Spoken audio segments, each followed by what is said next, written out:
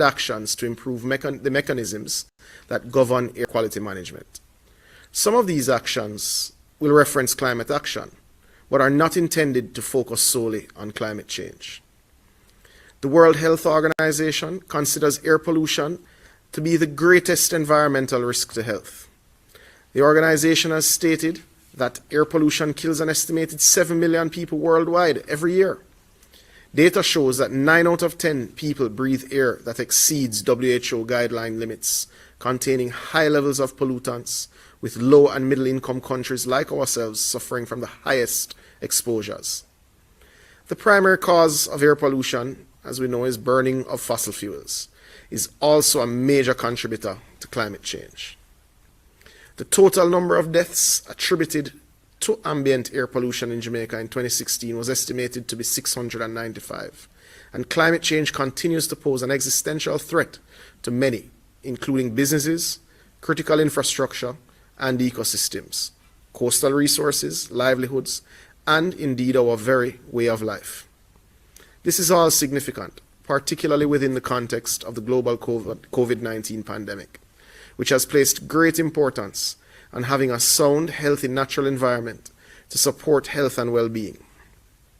Many of our industries are affected by poor air quality.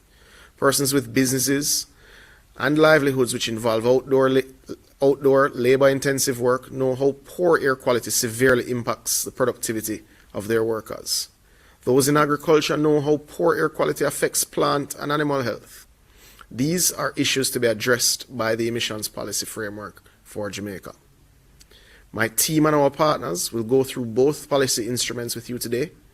However, in your discussions, I ask for your input in identifying the gaps, whether they are in legislation, research, public awareness raising, technology transfer, or other areas.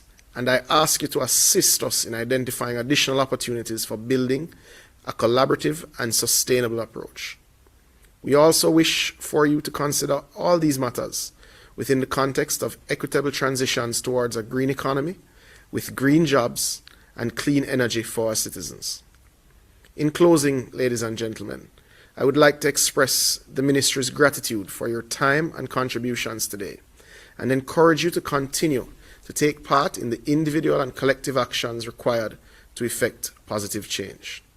Your participation here today is an excellent example of partnership and collaboration in effect. My ministry looks forward to exchange of ideas and the sharing of knowledge. Thank you. Good evening.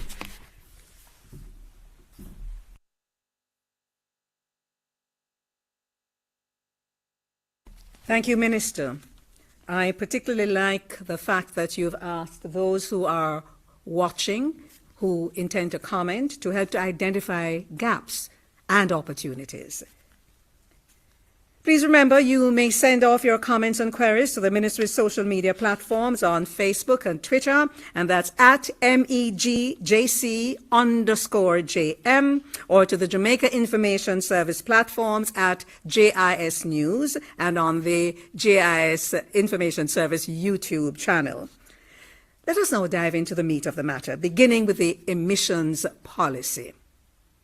For that's emissions framework policy for Jamaica. I now invite Ms. Shannon Sukra, manager of the Air Quality Management Branch of the National Environment and Planning Agency, to set the context for us by speaking to Jamaica's Ambient Air Quality Monitoring Network and state of the ambient air quality management.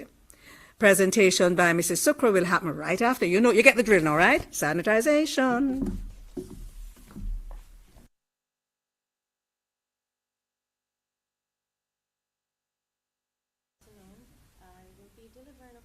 About Jamaica's Ambient Air Quality Network and the state of the ambient air. So Jamaica's Ambient Air Quality Program started in 2010, where we developed what is called our program on Jamaica's Air Quality Management Program document. This is a document which spans 6 years, and we'll be talking a little bit about some of that legislation and how this fits into the policy framework. So a little bit of background and just a bit in terms of our standards, and then we'll go into what the status of our air quality is like here in Jamaica. So to begin with, we promulgated the Nrca air quality regulations in 2006, and this regulation actually, thank you. Right, this regulation governs major and significant facilities that are required to attain air pollutant discharge licenses. So what this means is that facilities that are emitting above a certain threshold or quantity of pollutants, these are the facilities that are required under this regulation to attain a license. Separate from that, we also have our standards, and these are ambient air quality standards, and these are keywords that I want you to pay attention to while I deliver this presentation, because what this means is that these are the metrics, or these are the parameters that we look at to determine what our ambient air quality is like in Jamaica. So under our regulations that I spoke about before, for 2006, the air quality regulations, some of our facilities that are licensed, these facilities are required to conduct ambient air quality monitoring.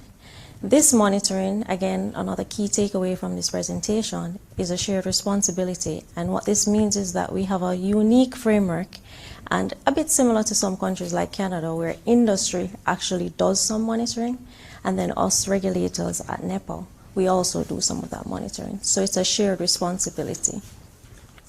Just a snapshot to show you what some of these pollutants are. The first one I have here is total suspended particulates, and then below that I have what's called PM10.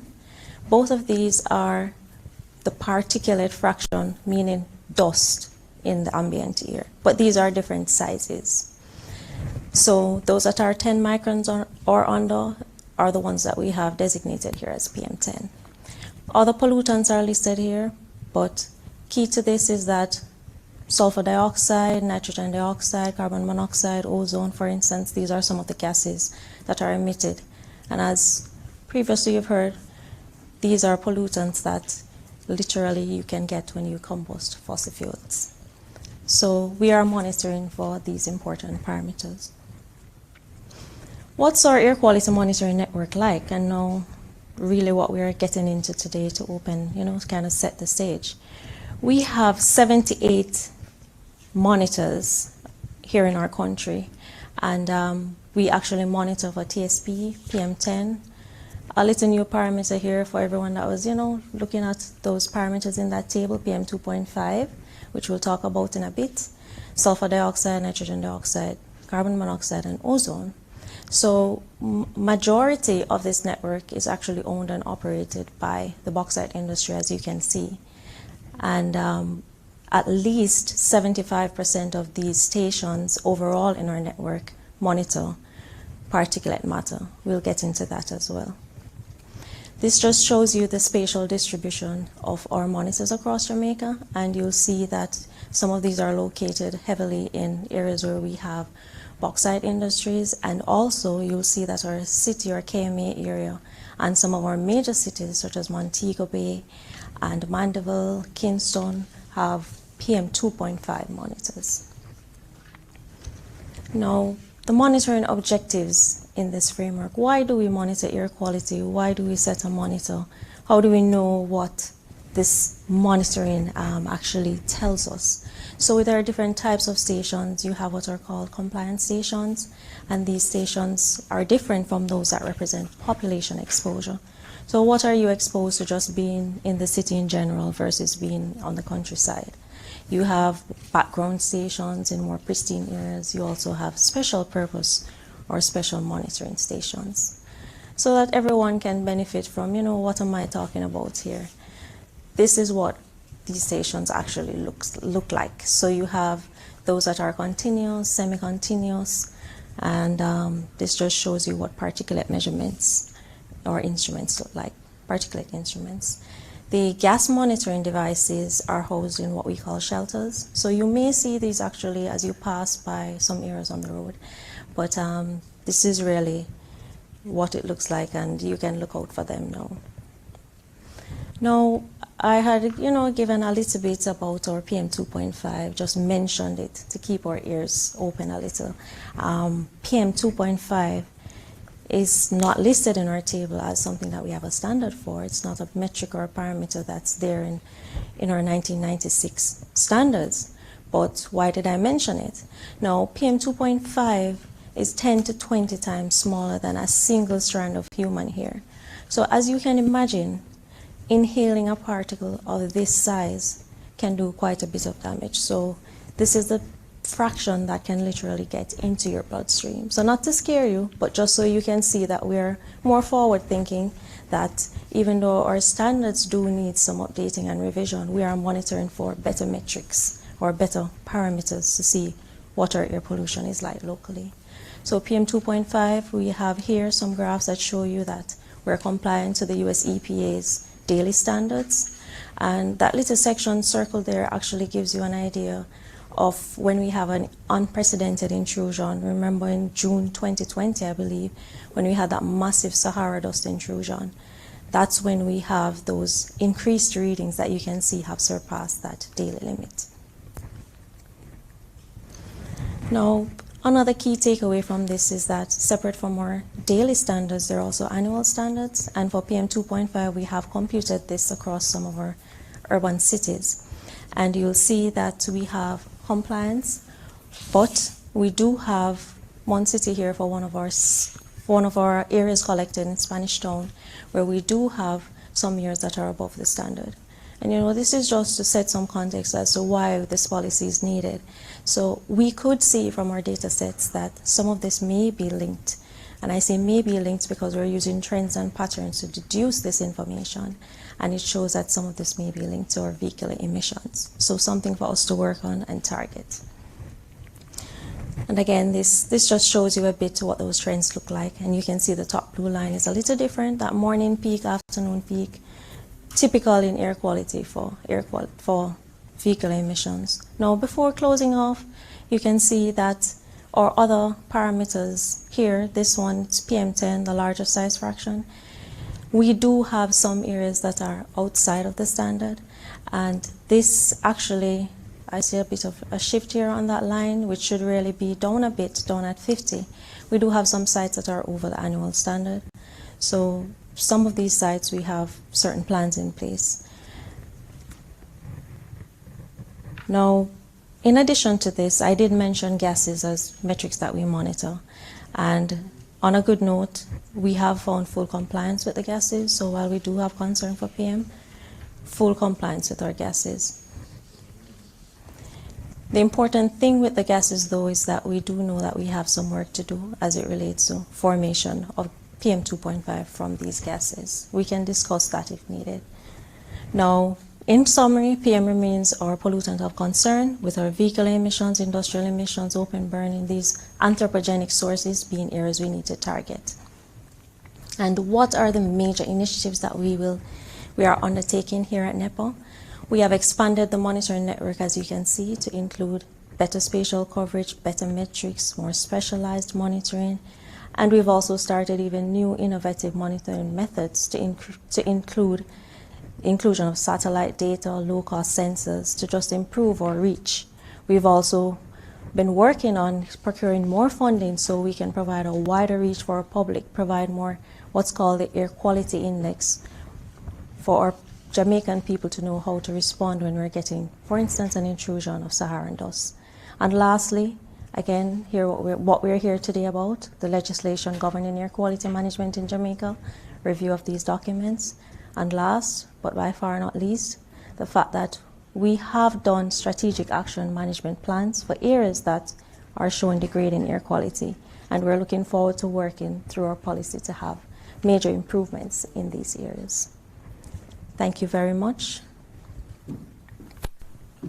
Thank you very much, Ms. Sukra.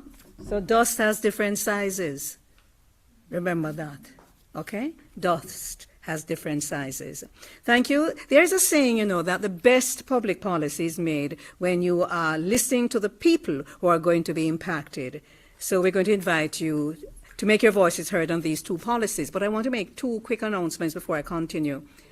Both our permanent secretary and our minister have some other activities that they must attend to. So when they leave, don't think that they're gone and then forget about me, just that they have to go to some other duties. Am I correct? All right, so I just want to bear that in mind. And guess what? I begin to see the questions start coming in already. Just a quick one that I will deal with before I continue here. For the person who asked, where can you find the documents? Just go to the website, megjc, that's megjc.gov.jm/policies/. That's megjc.gov.jm/policies.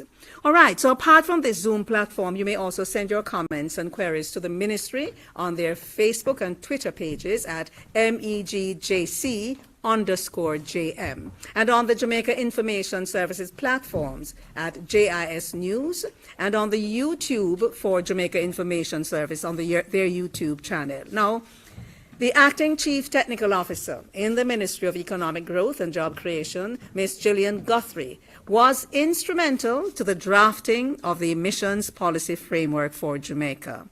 I'm now going to invite her to give an overview of the policy, but please remember that you may also view the policy in depth on the website of the Ministry of Economic Growth and Job Creation. Say it again, because they just want you to know that they need your input. megjc.gov.jm/policies. All right, so we're making way for Ms. Guthrie.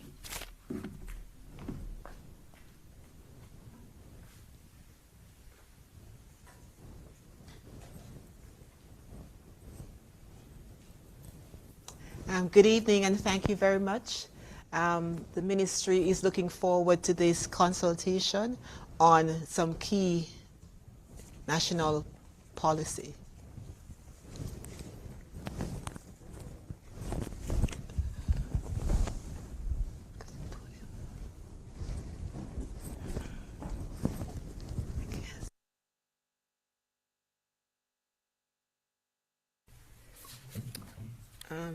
In February 2017, the Cabinet directed that the greenhouse emissions policy framework be developed by the Ministry of Economic Growth and Job Creation in collaboration with several key ministries, the Transport and Mining Ministry, the Science, Energy and Technology Ministry, and the Ministry of Tourism. During that time, an emissions policy steering committee was convened, comprising of subject matter experts from the Ministry of Transport and Mining, the Ministry of Science, Energy and Technology, the Ministry of Tourism, the Ministry of Health, the then Ministry of Local Government and Community Development, and the National Environment and Planning Agency. Representation was also sought from the National Solid Waste Management Authority and the Bureau of Standards Jamaica. And this group met over a course of 10 months, and that is the group that was charged with developing what we have in front of us now, the emissions policy framework. We also had an emissions policy steering committee that reported to the Interministerial Committee, which met in June of 2017. So we actually had the input of the ministers in developing these important policies. It's important to note when we talk about emissions, and in fact our permanent secretary spoke about it, that there is a strong link between climate change and air quality. In fact, the burning of fossil fuels is the primary source of climate warming emissions and a major contributor to health-damaging air pollution. And many of the drivers of climate change, such as inefficient and polluting forms of energy and transport systems, also contribute to air pollution. Actions that reduce greenhouse gas emissions, and particularly those that target short-lived climate pollutants such as methane and carbon black, can generate immediate health benefits and slow climate change. And when we talk about emissions and air quality, we're talking about the anthropogenic sources such as from the energy sector, the transport sector, the industry, agricultural sector, and waste management, as well as land use. There are several risks associated that we would like to go to.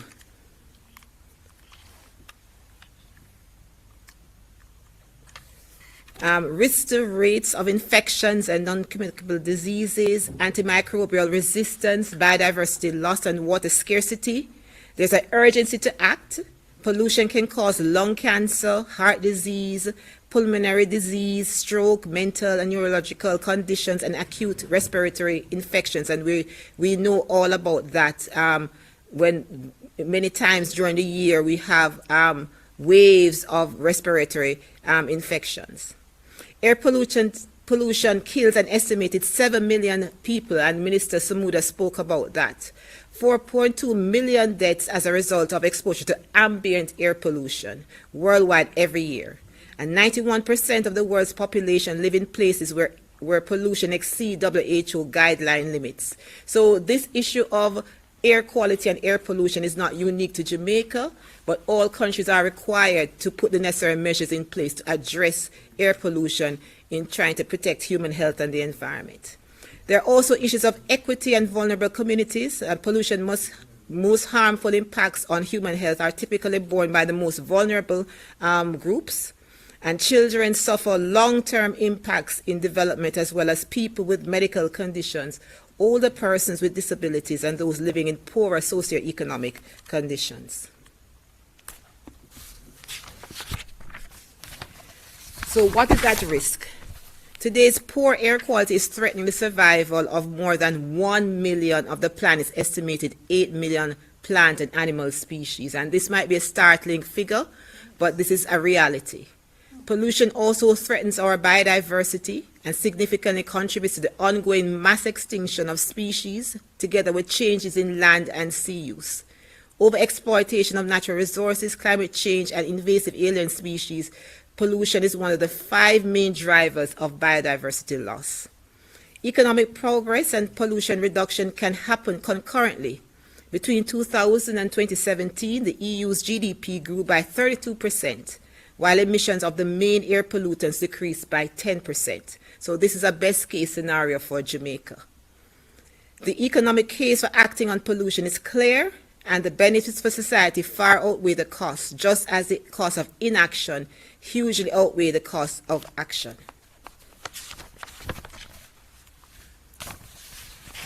So the purpose and outcomes of an emissions policy framework, there are several.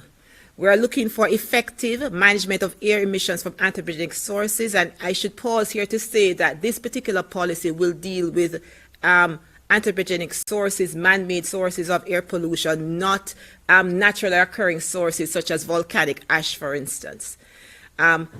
Also, another purpose that we are striving towards with these policies, towards the protection of human health, environment, and productivity of the labor force, and the environment in fulfillment of commitments under Vision 2030 Jamaica National Development Plan, the Constitution as well, because there's a paragraph in the Constitution that speaks to the right to a healthy environment, as well as the country's obligations under regional and global agreements and arrangements related to air quality and climate change.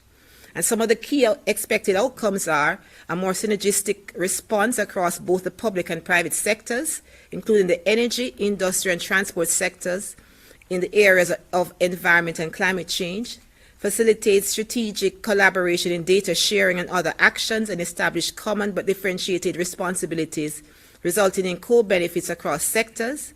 And these co-benefits include, but are not limited to, reduction in harmful emissions, including greenhouse gases and ozone, improved air quality, improved public health, healthy ecosystems, and awareness raising, development planning in respect of transport, settlements, and other key elements in long-term nation building.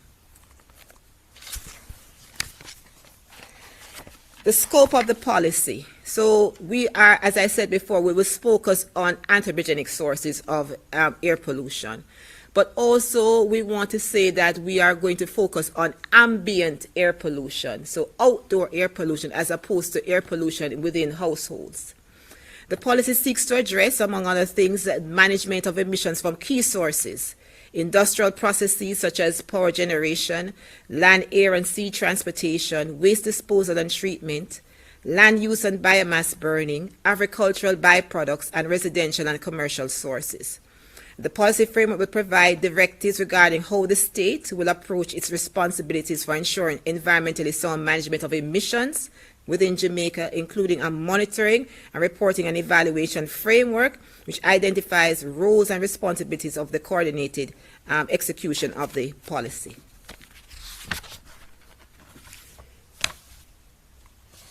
So Jamaica is not short of policies and legislation, and in fact, many of our legislation, unfortunately, are in some cases outdated, and this is some of the things that we would like to address in finalizing this emissions policy framework. And we also have several institutions that deal directly with air quality. So, in fact, Ms. Sukra spoke about the air quality regulations under the Natural Resources Conservation Authority Act. We also have the Public Health Nuisance Regulations, the Clean Air Act. We also have the Country Fires Act. So all of these pieces of legislation in some way, shape, or form speak to issues related to air quality. Very importantly, we have the Road Traffic Act, so because the emissions from the transport sector is a key source of air pollution. So, and their regulations were recently promulgated under that act. And there is legislation being developed for shipping to deal with air emissions from the shipping sector.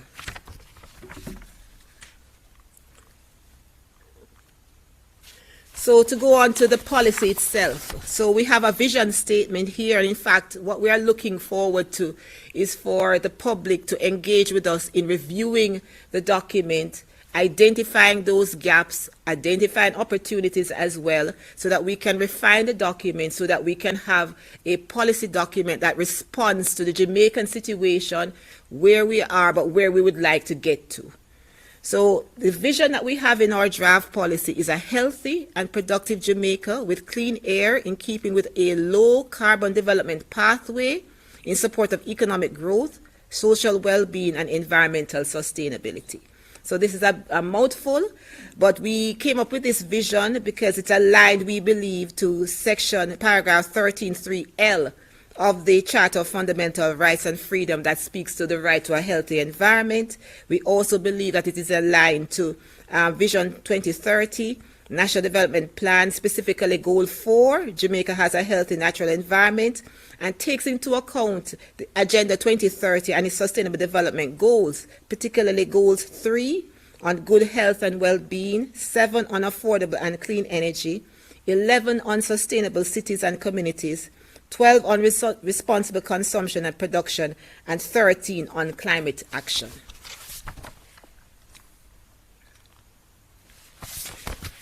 The goal of the policy: effective and coordinated systems for the reduction of emissions from key pollutant sources and maintenance of good air quality throughout Jamaica.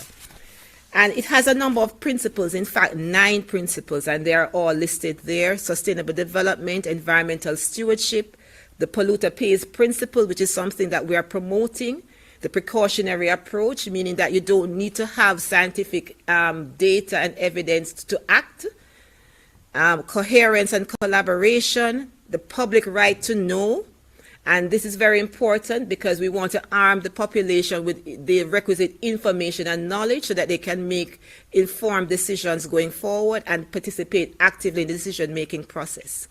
It also speaks to accountability and transparency, best science, and adherence to global commitments. The policy also has 6 objectives, and they're all listed here, and I'm going to take you now through each of the objectives. So the first objective that we have is to coordinate approaches to the reduction of emissions, and the first strategy under that objective is improve communication among the public sector agencies that guide policies that may have a direct or indirect impact on emissions. And here we are talking about a collaborative approach between and among those public sector agencies that have the mandate to regulate air quality in the country. Also, another strategy under that objective is to ensure that current information and data on emissions, including the approved national communications, and this is a report that we prepare in response to our commitments under the United Nations Framework Convention on Climate Change, the biannual update reports, another report for the Climate Change Convention, and Jamaica's nationally determined contribution, all under the Climate Change Convention. Very importantly, and in fact I encourage persons to visit the Planning Institute of Jamaica's website, because we actually have state of the climate reports on the website, and that can help you to inform yourselves about what is the state of the Jamaican climate and how you can participate and get actively involved. And there are also State of the Environment reports, and those State of the Environment reports also include a section on issues related to air quality. Another sub-objective is to establish institutional arrangements for coordinated approaches to the prevention and reduction of emissions, and under this we want to establish what we call a National Air Quality Management Board. And this board would comprise of the relevant ministries, departments and agencies, the medical sector, civil society actors, academia and NGOs, all sitting together to talk about how it is that we address the issues and concerns related to air pollution in the country and the responses that we should and strategies that we should employ. We also want to establish clear relationships and strengthen linkages between key entities. Of course, when we establish the National Air Quality Management Board, we also have, though, to create linkages with existing entities such as the Climate Change Advisory Board, the Air Quality Management Committee, which is a committee of the Nrca, and relevant thematic working groups on the Vision 2030 and other government-led committees. So we want an integrated and collaborative approach. We don't want to duplicate effort, and we want to be very efficient in the utilization of resources. We want to strengthen the capacities of the relevant MDAs to monitor and regulate emission-producing activities. And we also want to expand the air quality monitoring network through the inclusion of and partnership with the relevant regulatory agencies. And Ms. Supra, in her presentation, spoke a little bit about what NEPA is currently doing in expanding the air quality monitoring network. A third strategy is to enhance policy coherence through the consultative approach, particularly engaging the private sector and local communities. And we also want to further, in another strategy, identify and implement critical actions for reducing emissions, including the use of incentives related to environmentally friendly equipment and practices. Of course, we want to talk a little bit about how it is that we promote the transformation in key sectors that also have a key role to play in terms of our air pollution. So, for instance, the transport sector and promoting electric vehicles as opposed to fossil fuel-based vehicles to allow us to reduce our emissions from that sector. Another key strategy is the active engagement of non-state actors in approaches to reduce emissions. And here we're talking about establishing channels for communication with the private sector on issues related to emissions control, engaging the scientific and academic communities in developing innovative approaches to emissions reduction and in communicating information on emissions, and sensitizing and actively engaging the public on actions that may be taken at the individual or community levels to reduce or prevent harmful emissions.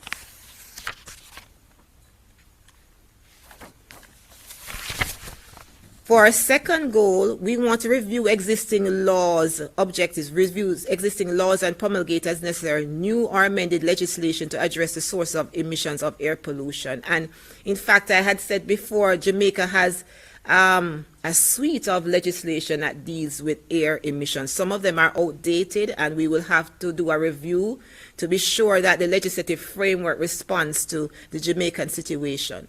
So one of the things we want to do is to finalize and promote in the short term the legislation governing emissions testing of motor vehicles. The idea is that we would do emissions tailpipe testing as part of the fitness regime that the fleet goes through on an annual basis.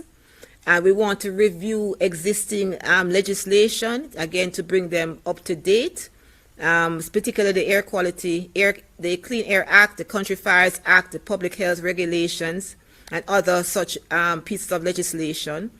We want to finalize legislation related to emissions from ships. And we also want to levy taxes on high-emitting equipment and also address issues related to air quality advisory and bulletins to the public. So we want to be able to, on an ongoing basis, share information with the public on the state of the country's air quality. A second strategy under the second objective is to develop and implement strategies actions and medium-term programs that focus on reducing emissions of air pollution, taking into account the impact on natural resources and human health. And here we want to also look at improving, for instance, garbage collection and disposal to reduce and where possible eliminate open burning within residential communities. And I have to pause here because there is actually an order under the Nrca Act that speaks to issues related to open burning. And so greater enforcement is required in that regard. We also want to talk about finalizing and implementation of a bushfire index for Jamaica to allow for preemptive work to prevent or curb potential bush and forest fires from natural causes, for example, lightning strikes.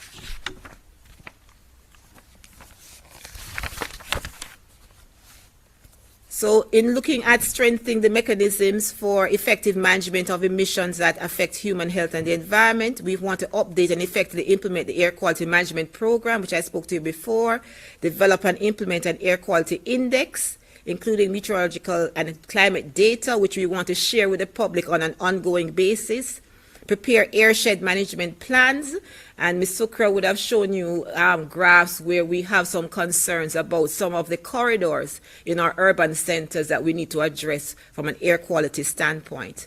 And carrying out epidemiological studies with priority given to those communities exposed to high levels of air pollutants and disseminate the results to stakeholders concerned. Our third objective is to increase education awareness on air quality issues to facilitate public participation in the protection of their health and the natural and built environment. We want to increase public education and awareness of the impacts of emissions on human health and the natural and built environment. And we want to provide and make available data and information on emissions of air pollutants, including the annual ambient air quality reports. So we want the public to be armed with the requisite information so that they can actively participate in the decision-making process.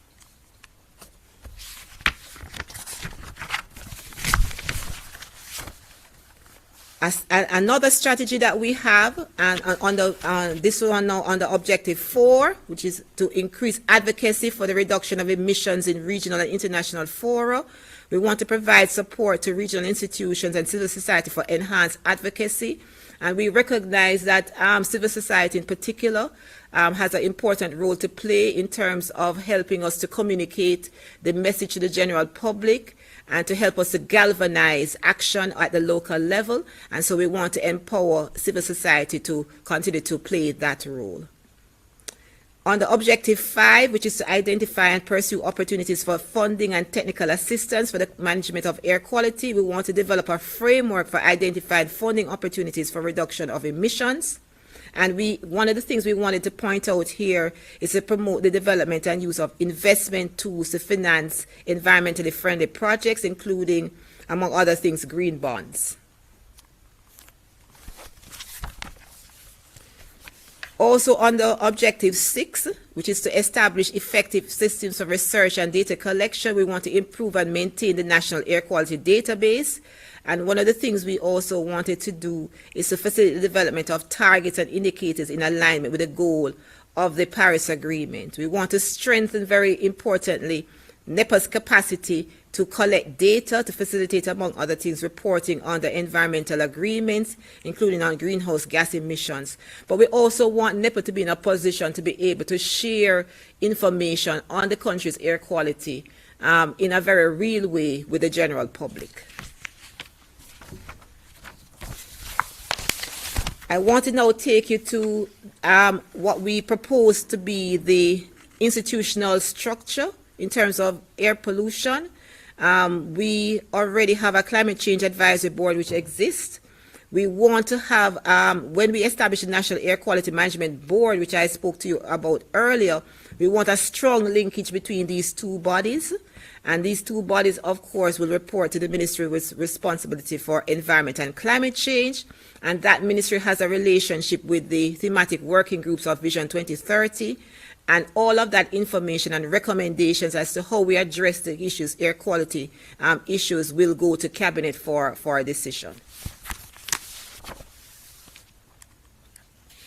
So in a nutshell, I try to take you through the key areas of the draft emissions policy framework. Again, the ministry invites you to read the document in great detail. Please provide us with your feedback, where we have gaps, where we can strengthen the document in other areas, where we have totally missed some elements which are key to an effective policy. We would like to hear from you. And so we invite you again, as our moderator said, to send those comments, the policy comments, at megjc.gov.jm. Thank you very much. Thank you.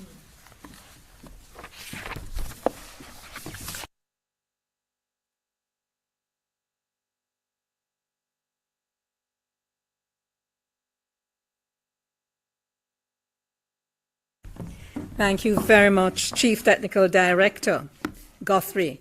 That was quite comprehensive.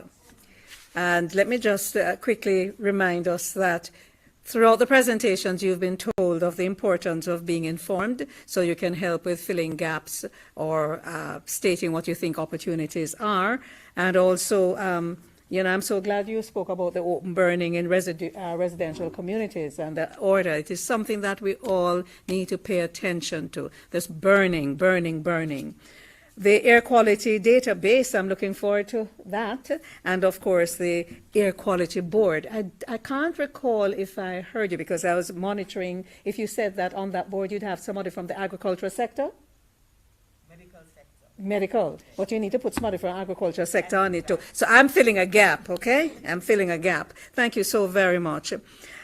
We will now be taking some questions, and a whole pile of things have been coming in, questions from Zoom, and we are joined online by Anthony McKenzie, Director of Environmental Management Conservation Division at Nrca, who is one of the resource persons who will assist us in answering the question. So let me tell you, there are so many questions. I hope you're ready. This was one from Zoom. We heard a lot about air quality in relation to burning fossil fuels, but what about bauxite mining? Who's going to take that?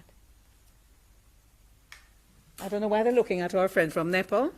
I can go ahead, no problem. Go ahead, Thank you very much for that question. So it's a very good question, and Ms. Guthrie did go quite a bit into what our current legislation is. And remember, I spoke a bit about major and significant facilities, and that these are facilities that would currently have what's called an air pollutant discharge license.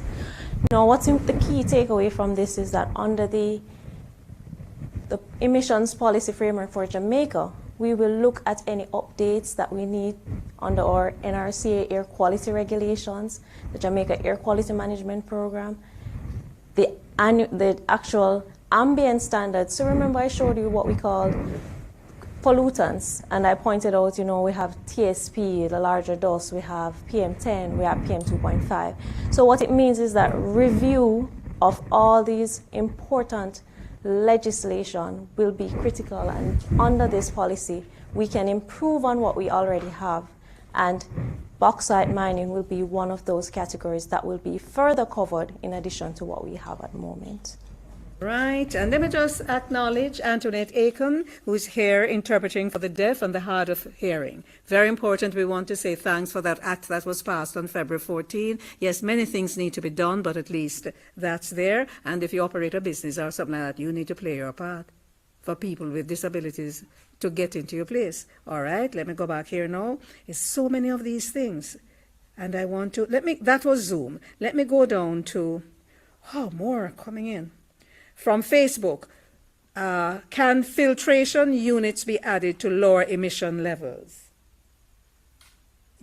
I would have a question, though, unfortunately. I think that your mic is rubbing against something. Am I correct? Oh. Is it rubbing against something? Maybe when I took the mask off? No, no? I'm coming over there to fast. Sure.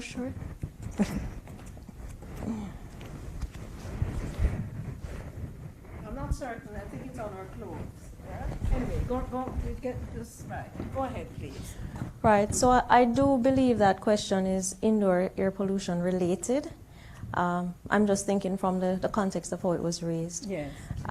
So I'm more of an outdoor air pollution expert, but in the context of indoor air, yes, there are some filters that you can use, and you can get more information from that from the Ministry of Health.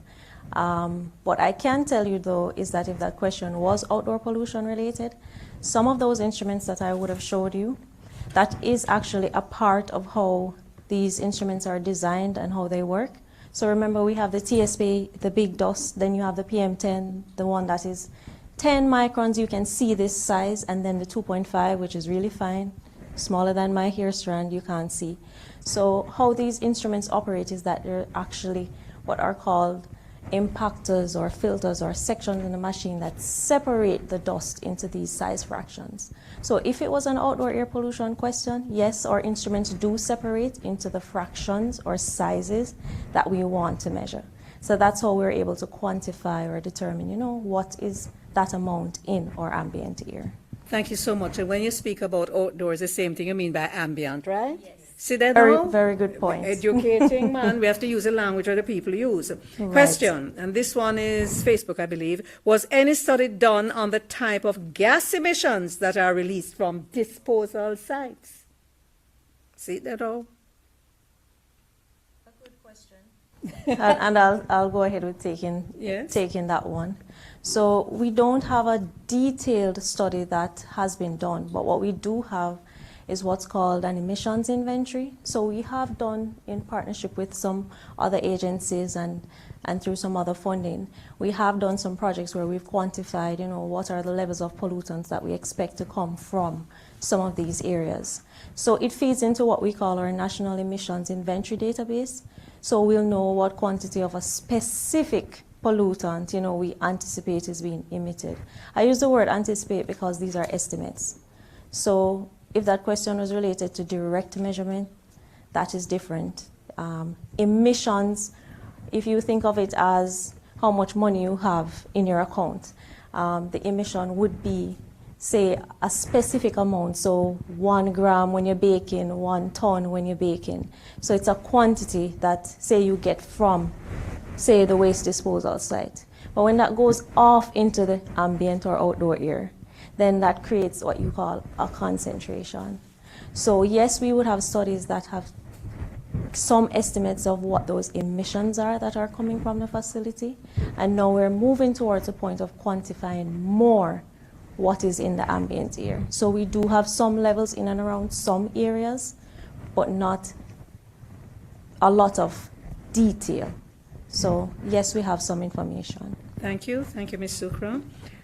Now this one, I think I'm going back to Zoom, says, how will providers of environmentally friendly technologies gain access to agencies to facilitate faster uptake and scale?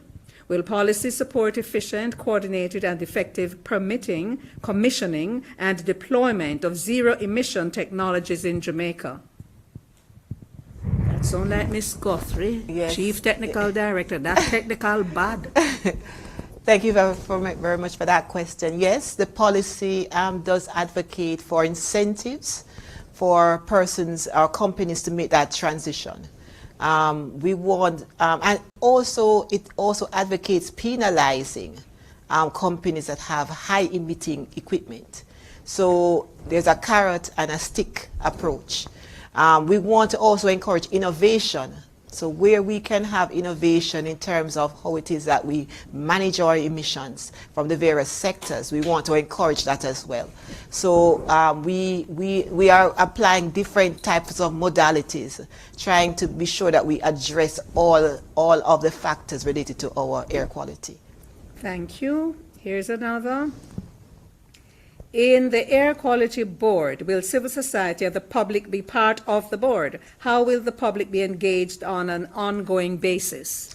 Right, so civil society will be a part of the board, and the idea is that we will be making, that board will be making recommendations to the cabinet through the ministry with responsibility for environment and climate change.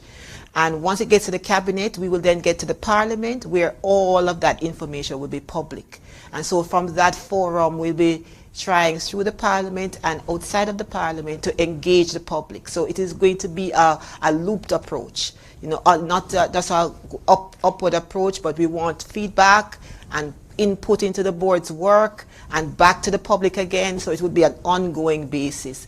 And we want to, through the board, also to provide the public with information on the air quality. We want them to be armed with that information so they can make decisions, they can advocate for themselves, because sometimes what is happening in the community around them, they can also take steps to help to mitigate the adverse effects of some of these air pollutions, like the open burning, the backyard burning that some people engage in. So that simply means everybody have to be responsible and considerate, and remember that this is not a joke business. It's not about a light no fire, but you get rid of mosquito.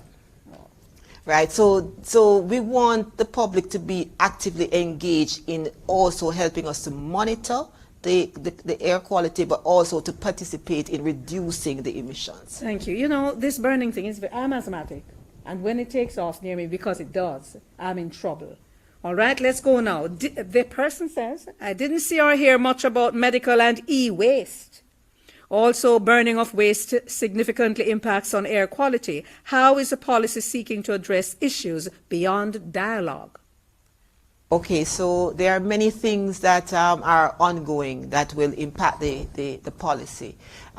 We are trying to encourage the public, and also through the NSWMA and the Ministry of Local Government and Rural Development, a separation at source policy, whereby the fraction of the waste that really needs to be disposed of at the disposal site will go there, where we can have other components of the waste sent for recycling, for instance, or we can compost the waste, because a lot of the waste that we generate is organic. We should do that. So that is being encouraged there. So we only want a small fraction of the waste that requires disposal at official disposal sites across the country to go there, where we can recycle, where we can reuse, where we can compost. That is also being encouraged. We do not advocate for anyone to be burning waste. Right? There is doesn't matter what kind of waste. No burning of the waste is allowed. It is not healthy for you, the individual, and for the community that is exposed to the emissions from the burning of waste. Thank you, Chief Technical Director Guthrie. We have one last question. There are many other questions, but we have to go after this one to the section on climate change, because this one was just the emissions framework policy. How will the policy support expansion of green hydrogen waste conversion to green energy and fuels? So this is what I talked a little bit about, the innovation. So we want to encourage innovation. We want the technological advancements that will allow us to change from the high-emitting sectors. Those high-emitting sectors, we want to bring in those green technologies that will allow them to reduce their emissions. So you want to just quickly say what we mean by green technology? So we want inputs, for instance, the inputs into industries, we want them to be such that when it comes to the end of life or the waste, it is reduced. We want a circular approach to where companies can put the waste back into production. And the end of life is the end of life in the manufacturing cycle. Right, in the manufacturing cycle. But where you have the waste from it, where you can incorporate that waste back into into operations to reduce the amount that needs for disposal, that is what we are going to encourage. And then you have equipment and technologies that actually reduce what is emitted. You can have sequestration of the emissions that are coming from industrial processes. So all of this is what we are encouraging with the emissions policy framework. Thank you so much. Thank you. Thank you for your questions. And remember, if you didn't hear your question answered, then send it through, because they will be making arrangements to address all your questions and comments. Now, remember, in addition to the Zoom platform, you may also send your comments and queries to the ministry on their Facebook and Twitter pages at megjc_.com, and the Jamaica Information Services platforms at JIS News, and on the YouTube channel, Jamaica Information Service.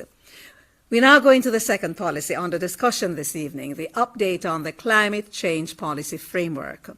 With me in studio to make the presentations on this policy are Mr. Ajani Aline, Research and Development Officer of the Climate Change Division of the Ministry, who will speak first on the topic Climate Action in Jamaica. He'll be followed by Ms. Nicole Origio, Acting Senior Director of the Environment and Risk Management Branch at the Ministry, who will provide an overview of the update of the climate change policy for Jamaica. Remember, you may view the two policies in depth on the website of the Ministry of Economic Growth and Job Creation, megjc.gov.jm/policies.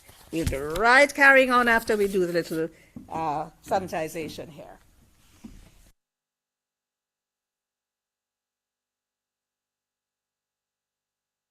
Thank you for that introduction. So, as stated, I'll be doing the presentation on climate action in Jamaica. So Jamaica, as a small island developing state, is particularly vulnerable to the impacts of climate change. According to the 2019 State of Jamaica Climate Draft Report, Jamaica has projected to have temperature increases, which means the island will get hotter faster and will have more warm days and nights. We'll see less rainfall. Sea levels will continue to rise at a faster rate than before, and stronger hurricanes. So in these images taken from the same report, we can see a summary of annual mean temperature across the island for the 2050s, that's in years, and end of the century. As we can see, temperatures are expected to increase drastically over time. These images are showing a summary of percentage change of annual rainfall for the 2050s and end of the century. As you can see, there will be less and less rainfall, causing more frequent drought conditions. So since 1999 to 2021, the cost of extreme events such as hurricanes, droughts, floods, etc. cost Jamaica approximately 128 billion Jamaican dollars, or 1.3% of GDP.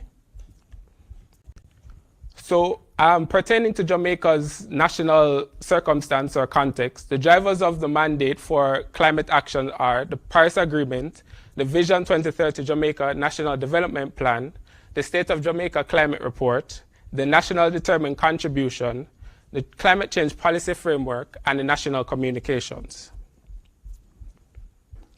So the Climate Change Division within the ministry has administrative oversight for climate change initiatives and obligations under the UNFCCC and the Paris Agreement.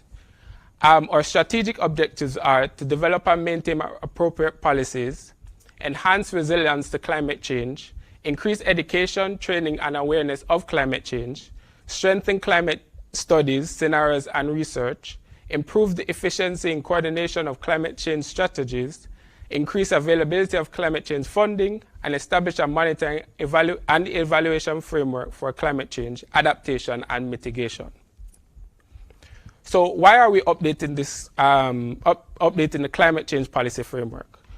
So as mentioned previously, the policy before was completed in 2015. Jamaica became a party to the Paris Agreement in 2017. So this policy framework will reflect this commitment more, and reality more fulsomely. An updated policy framework will further provide guidance and direction to the national agenda and will provide confidence to the investors, donors moving forward. It also presents a basis for increasing Jamaica's level of ambition in mitigating and adapting to climate change, including implementation of the NDC and elaboration of a long-term low-carbon climate resilience strategy, or LTS for short. So continuing, COP26 took place in Glasgow, UK, and it was took place last year. The Paris Agreement work program was subsequently adopted, and this signaled the start of the Paris Agreement being in implementation mode. So coming out of COP, key climate financing opportunities are expected in short to medium term. For example, a $100 million USD pilot program, which Jamaica would take part in, which would test access to finance initiatives in Jamaica. Access to finance, of course, therefore will be centered in the updated climate change policy framework and NDC implementation plan, as well as availability of technical support. So a few projects on climate change are being implemented to support the framework, such as the Readiness Projects, which are being funded by the Green Climate Fund Readiness Facility. These projects include the RED Plus, reduce emission from deforestation and forest degradation. We have the Green Bond Listing Project and the Gender Responsive Approach to Climate Change Adaptation and Mitigation Project. Other projects include the NDC facility support, which was funded by the World Bank to develop an NDC implementation plan for Jamaica and a 2050 low emission and climate resilience strategy. Other projects include the Climate Action Enhancement Package Program or activities, which was used to enhance the NDC by raising ambition and fast-tracking implementation of that enhanced NDC. We also have the CBIT project, Capacity Building Initiative for Transparency, and we have the National Adaptation Plan Readiness Proposal and the Local Climate Adaptive Living Facility project. Thank you.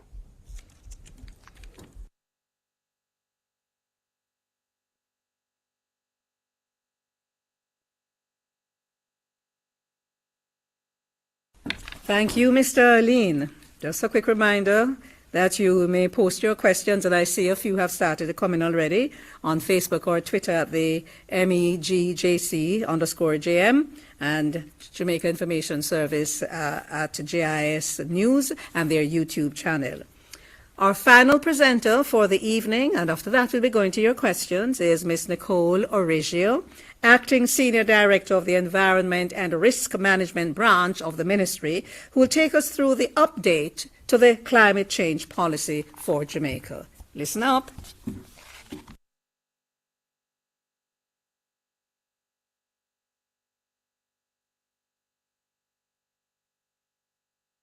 morning, everyone.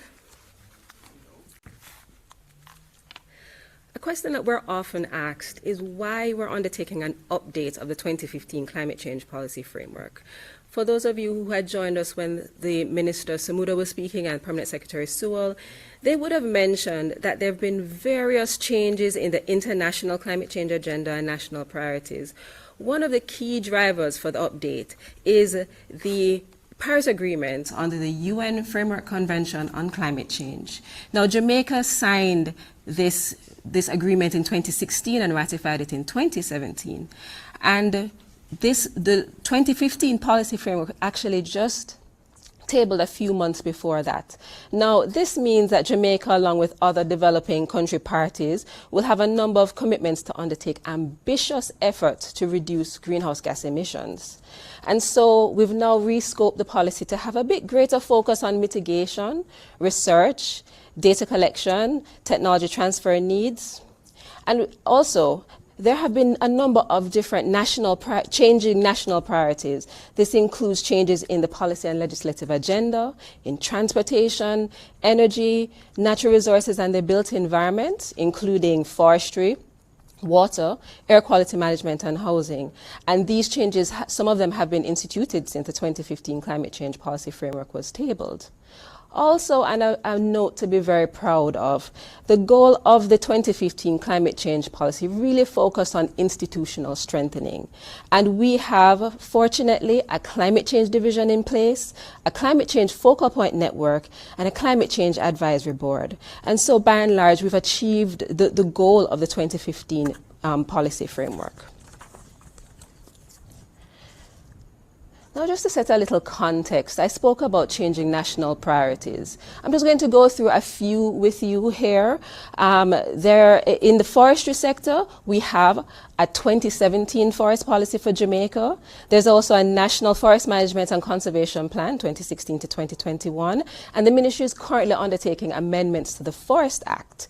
In the energy sector, of course, there's the National Energy Policy and 5 of its sub-policies. And importantly, the Emissions Policy Framework for Jamaica that we spoke of earlier today. In terms of biodiversity, we have the National Strategy and Action Plan on Biological Diversity in Jamaica, 2016 to 2021. 2021. We have the Protected Area System Master Plan. We have an overarching policy for Jamaica's protected areas systems, and a proposed overarching protected areas legislation as well.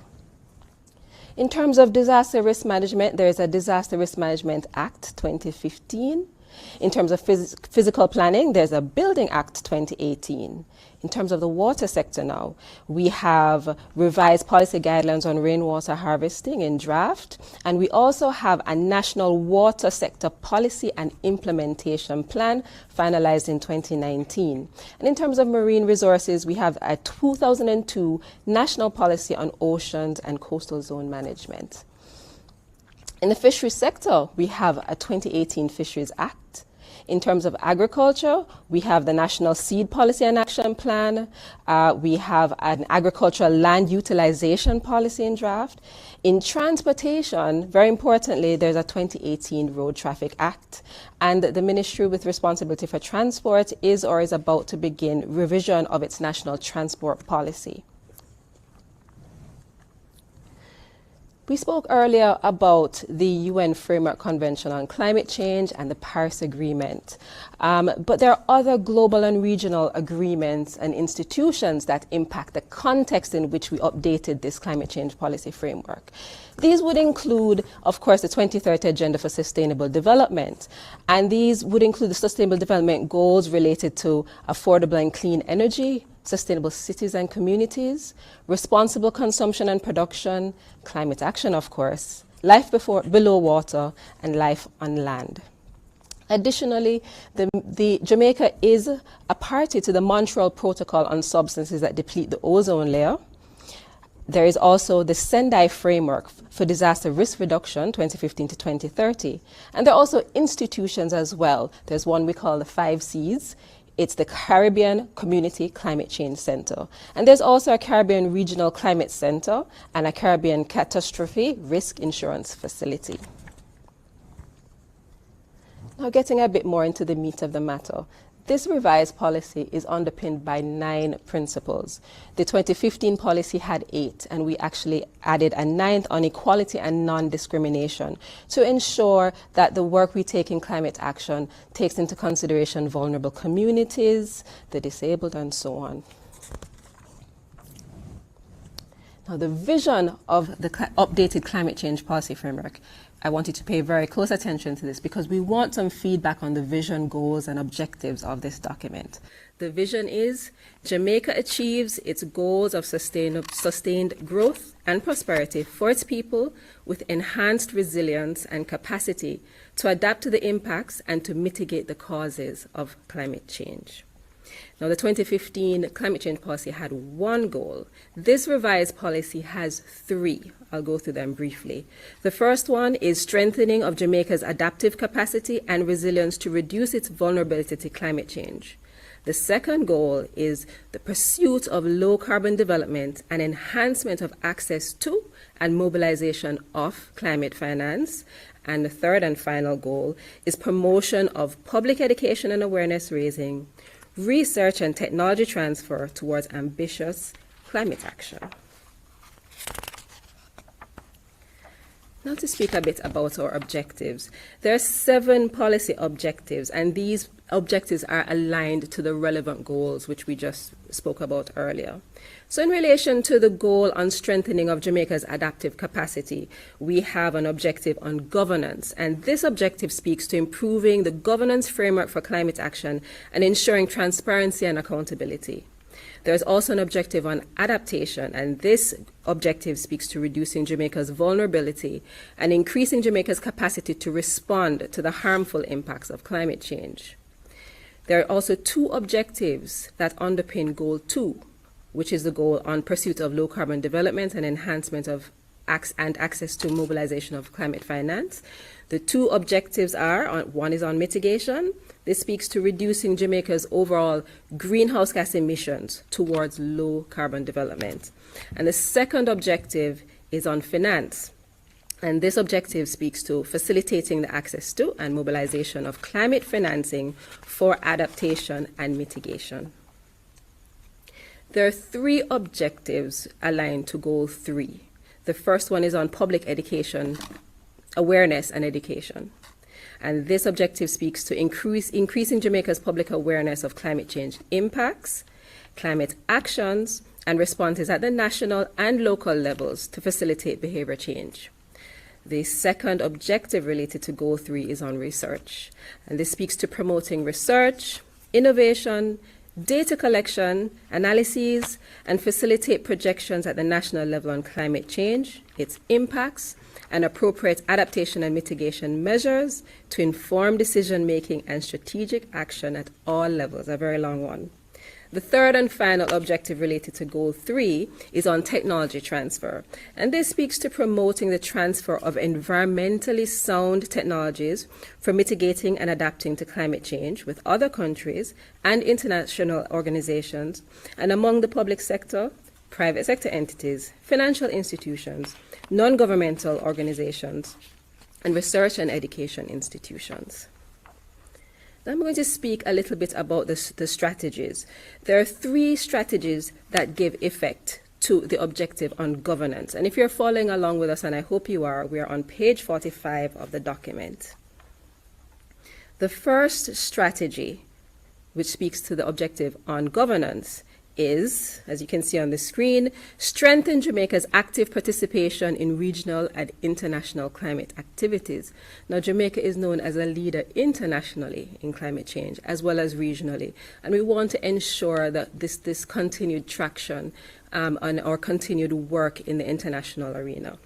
So we have actions such as ensuring Jamaica's participation in regional and international climate change processes, particularly the UN Framework Convention on Climate Change and Paris Agreement related activities. Another action would be conducting national public and stakeholder consultations to inform Jamaica's positions, which are articulated at these international and regional climate change negotiations. So this really speaks to ensuring that it's not just government officials that determine what positions are taken to these meetings, but also to hear from you, the public, so it can inform our position going forward. Another important action would be utilizing and developing as appropriate tools and mechanisms to ensure that relevant decisions taken at regional and international levels are mainstreamed into national actions.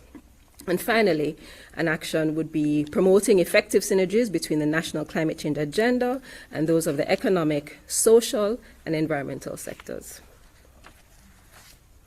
The second and third strategy related to the objective on governance is improve the legal framework for coordinating climate change action, a very important one. And this is one of the big recommendations in this revised policy framework.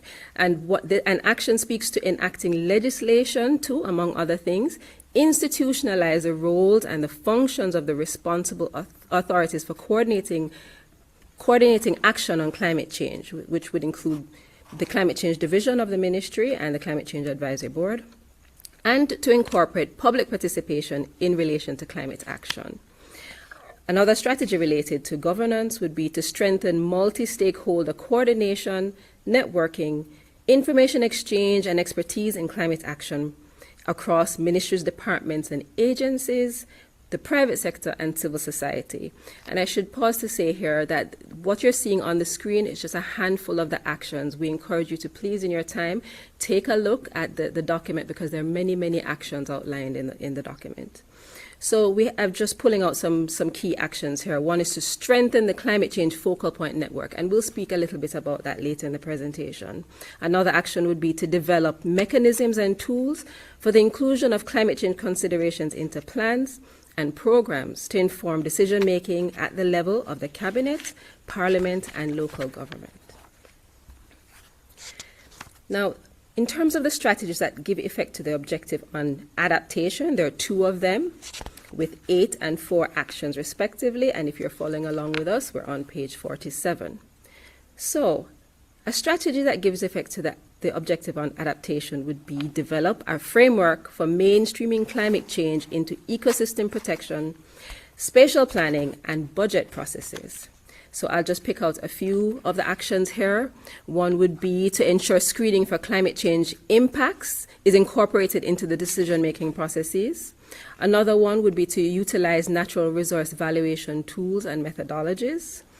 Another one would be to finalize and implement plans and policies related to land use, such as the National Spatial Plan, National Land Policy, Agricultural Land Use Policy, and others. Also, we intend to develop and implement a national environment policy for Jamaica. And also, a very important action would be to periodically update development orders, local sustainable development plans, the National Building Code, setback limits, standards and guidelines for development, and enforce no-build zones to assist in addressing adaptation challenges. The second strategy that speaks to the objective on adaptation is to build capacities at the national and local levels to coordinate and enhance mainstreaming and implementation of climate action. Again, I'll just pick out a few of the actions here. One would be to prepare a national adaptation plan, and the ministry has begun work to this end. Another one would be to prepare and implement capacity building plans and strategies that address the adaptation needs of various sectors. And another one would be to promote and facilitate capacity building for communities to support vulnerability assessment and local adaptation plans. Moving on to the strategies that give effect to the objective on mitigation. There is one strategy related to this and 5 actions, and we're on page 48. The strategy is provide an enabling environment for low carbon development. And a few of these actions related to this strategy would include assessing the most appropriate mitigation actions, taking into account mitigation potential, cost, sector buy-in, co-benefits, and alignment with sectoral and national development priorities. Another action related to this strategy is also facilitating methods for the sharing and utilization of greenhouse gas emission data among ministries, departments, and agencies, the private sector, and academia in priority sectors. Another important action would be to establish and maintain a national measuring, reporting, and verification system for the effective implementation of the country's nationally determined contributions and other transparency-related activities. And finally, develop and disseminate tools and methodologies for the implementation of capacity building activities at all levels to support the reduction of greenhouse gas emissions. Moving on to the strategies that give effect to the objective on climate finance. There is one strategy and 7 actions, and that one strategy is to develop a national climate change financing strategy to promote low carbon development and climate resilience. And a few of the actions related to this strategy would include undertaking on an ongoing basis assessments of climate financing requirements of key sectors, a very important one. Another one would be to build the capacity of the public and private sectors, community-based organizations, and non-governmental organizations to access climate change financing for adaptation and mitigation activities through training and technical support. Another action would be to develop monitoring tools for tracking climate financing across sectors. Another action would include creating financial incentives and disincentives related to the reduction of greenhouse gas emissions in public and private sectors. Moving on to the strategies that give effect to the objective on awareness, there are 2 such strategies. The first one is to develop and implement a national communication, public education, and behavioral change strategy at all levels. And I'll go through some of those actions. One is to establish and regularly update databases with climate change relevant data and information, including the sharing of best practices, expertise, and experiences. Very important. Another action would be to engage and sensitize the media and institutions of learning on climate change issues on an ongoing basis. The second strategy that gives effect to the objective on public awareness is to improve the collection and dissemination of information on climate change impacts, adaptation and mitigation related opportunities at all levels so that decision makers and the general public will be better informed. I'll just read one of these actions for you, and that would be to establish a mechanism to collect, record, and regularly update emissions data for Jamaica's greenhouse gas emissions inventory. Moving on to the strategies which address the objective on research. And there are a few. I'll just read one for you. One strategy is the building capacities at the national and local levels to coordinate and enhance mainstreaming of climate action. And the related action would be to improve the assessment tools for observing and researching the impacts of climate change at the sectoral and community levels. And finally, the strategies which speak to the objective on technology transfer. And there are 4 such strategies. I'll read one for you. To encourage the use of environmentally sound technologies across sectors and groups, including the private sector, to contribute to climate change adaptation and mitigation initiatives. And one action related to this strategy is to promote and facilitate technology development, transfer, and deployment, including via South-South cooperation. Just speaking very briefly to institutional arrangements, you will not see this graphic in the updated climate change policy framework, but this is just to give you an idea of how we intend to effect climate action at the national level. Of course, we have the cabinet, and the ministry with responsibility for the climate change agenda would provide information to the cabinet and receive directives, and that ministry would be supported by the Climate Change Advisory Board, as well as the relevant thematic working groups of Vision 2030. I mentioned before a climate change focal point network for Jamaica. Now, this is a very active network. It's well trained, and it includes ministries, departments, agencies, civil society, private sector representatives, and academia. The one difference we have here is to include on the climate change focal point network parish and community level representatives. And this is my last slide. I'll just pause very briefly to reflect on how we intend to implement this climate change policy.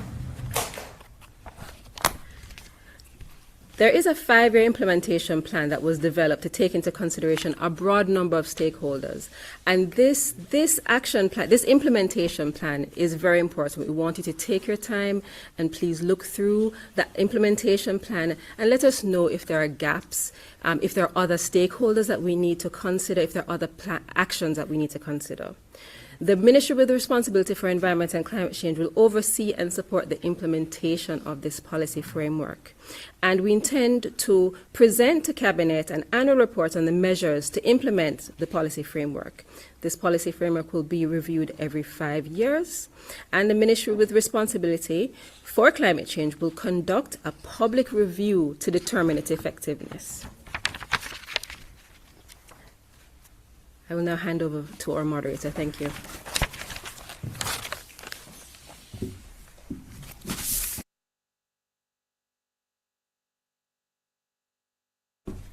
Thank you, Ms. Origio. That was a lot of information, and I'm hoping we'll have quite a bit of questions.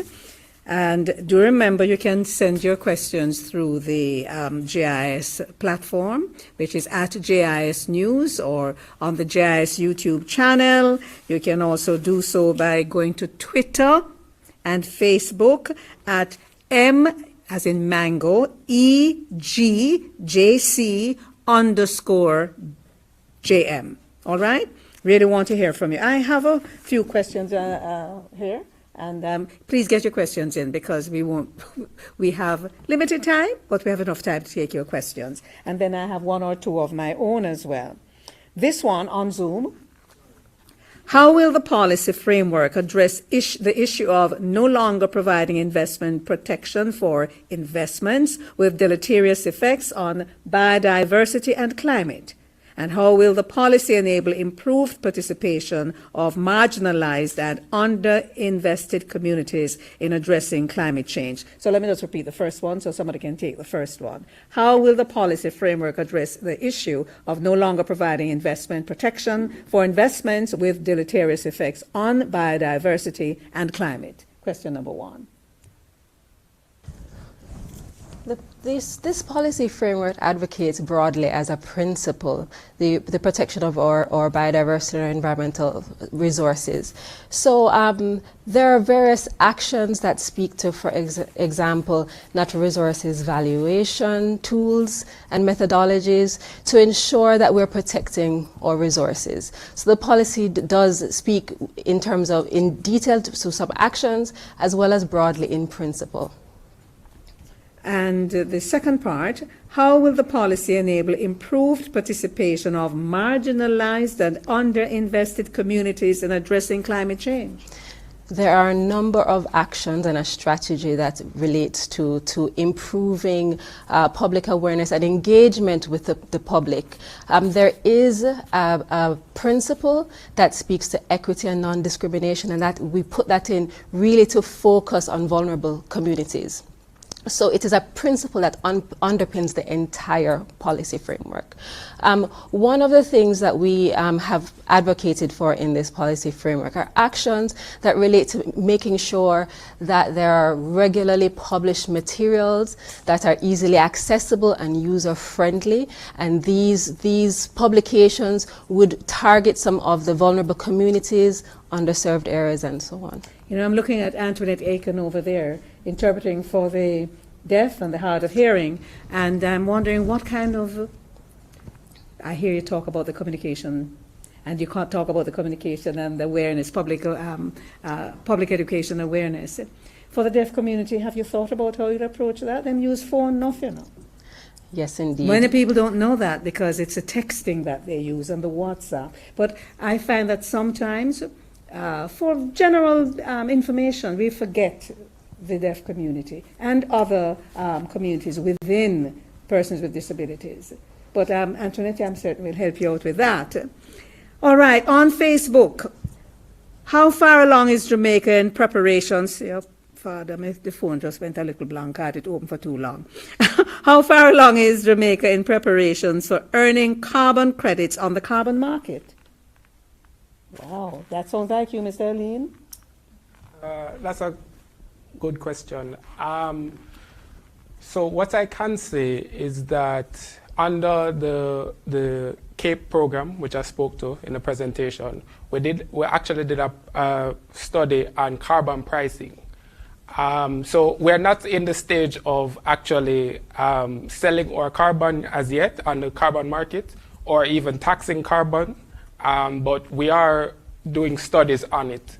The best way Jamaica can approach the carbon market. There are some people who have no clue what you're talking about. So tell us, where does carbon come from that would think about selling carbon? So we emit greenhouse gases.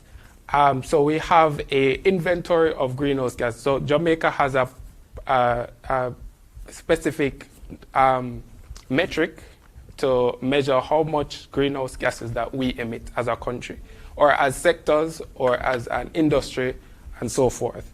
And when we decide to reduce greenhouse gases by using renewables in our energy mix or so forth, we have a reduction in the amount of greenhouse gases that we emit.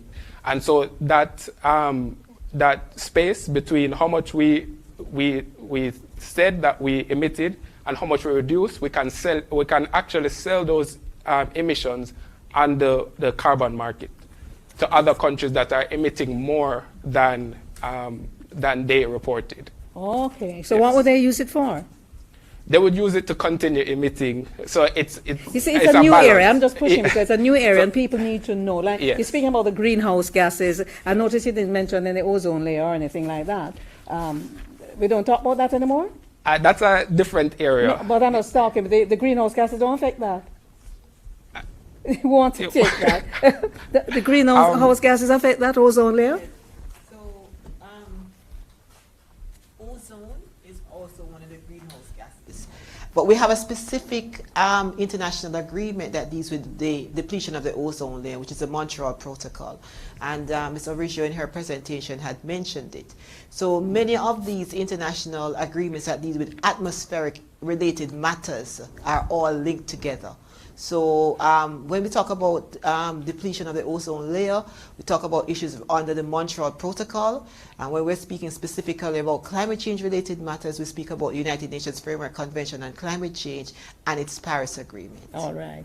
All right, but those things come up for discussion, eh? Yes. But yes. I've just really just noticing that we're not just here, that I didn't hear so much focus on that anymore, and I wondered, because you perhaps look at it in a broader sense now. No, we have programs. In fact, NEPA has an ozone unit, and they have a country program that responds to the matters related to the Montreal Protocol. And so we have been reducing our ozone depletion chemicals, looking at HFCs, for instance, hydrofluorocarbons, refrigerants, and other ozone depleting substances, and putting measures in place to reduce importation and reduce emissions. So then the new refrigerators are far more efficient than Yes, the older ones yes. where that's concerned. All right, thank you so much. And let's go, here's another. Where food security is concerned as part of adaptation for climate change, in what way was the Ministry of Agriculture and agricultural stakeholders involved in the climate change policy framework? That looks like you, Mr. Riggio. Yes. That's from Facebook. We thank you for your questions. Thank you for that question. It's a very interesting question. We have been undertaking a series of consultations on this updated climate change policy framework. In fact, the very first consultation session was with the public sector. And so we invited the Ministry of Agriculture, we had their comments, and they were also involved in the development of the 2015 climate change policy. So they've been involved in an integral fashion. And we also will, as we refine the document and finalize it, have an opportunity to confer with them again. All right. And could we just elaborate a little bit more on you spoke so often about the public education and the awareness program, and I think you spoke about a national communication, right? What was that? Strategy. Strategy. Let's talk a little bit about it, and you mentioned media. Media will help to drive the knowledge out there, but if we don't reach them, to make them recognize that this is something important. And if they don't recognize that it is important, then we'll be having a battle uphill. Yes, certainly. One of the actions that we have put very deliberately in the policy framework is to engage the media specifically. The climate change, if there's a climate change communication strategy, I think that my colleague, Mr. Alain, might be able to speak to it in some detail. But certainly in the policy framework, we speak to a number of elements. We spoke to engaging the media, making sure that information is digestible to everyone, making sure that we have an open avenue to hear concerns, making sure that there's regular ongoing communication with the private sector, public sector agencies, NGOs, and so on. Perhaps you should have a media rep in one of your committees. I'm making that recommendation, very important. Somebody from the Press Association of Jamaica. All right? Yeah, go ahead, Ms. Guthrie. We are very open to how it is that we can communicate better with the populace. We don't want anyone to be left behind. So in crafting these national policies, it is the primary, the priority for us is to be sure that the average Jamaican understands and appreciates what it is that we are trying to communicate. We also want to listen and hear their concerns and be able to reflect that in policy prescriptions that the government and others will implement going forward. So the idea then through the media and other bodies to be able to have effective, timely and accurate communication to the populace on key environmental issues. Include somebody. Yes, from media, or maybe we are two very people. open to that. Yes. You mentioned the 5 C's. It's a big, long name. Caribbean Community Climate Change Center.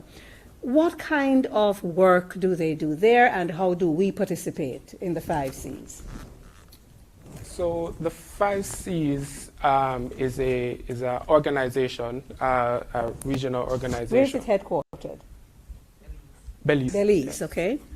So it's a regional organization that really advocates for the reduction of greenhouse gases and building resilience in the Caribbean.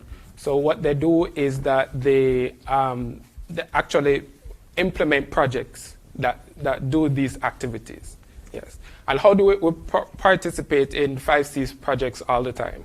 The government of Jamaica. Yes. So we are involved. Yes, we are involved. Internationally, how involved are we with climate change? Outside of the Paris Agreement and the Montreal Agreement, what is happening outside of all of that that you might be involved with? That, I mean, you told us a lot today that we don't know. So we are very involved internationally. The Conference of the Parties, which is an international climate change conference that takes place. Yes, that takes place every year. We're there every year. Even the Prime Minister attends, the Minister attends, and we also have projects with international countries such as the UK and so forth. So we are very involved internationally. So you're satisfied with? Okay. Just to say too that it would be, Mr. Alain can speak to that. We are co-chairs of the NDC partnership, and that's a ministerial post. And so we are co-chairing that partnership now with the UK. And the UK, as you know, is a COP26 president. So this NDC partnership allows support to developing country parties such as Jamaica to help to strengthen their climate resilience. And so this is an important role that Jamaica has played in guiding this type of partnership with the UK, and we are very proud to have been a part of that initiative. Right, thank you. I think we've pretty much covered the questions that we've had. I want to thank you, ladies and gentlemen.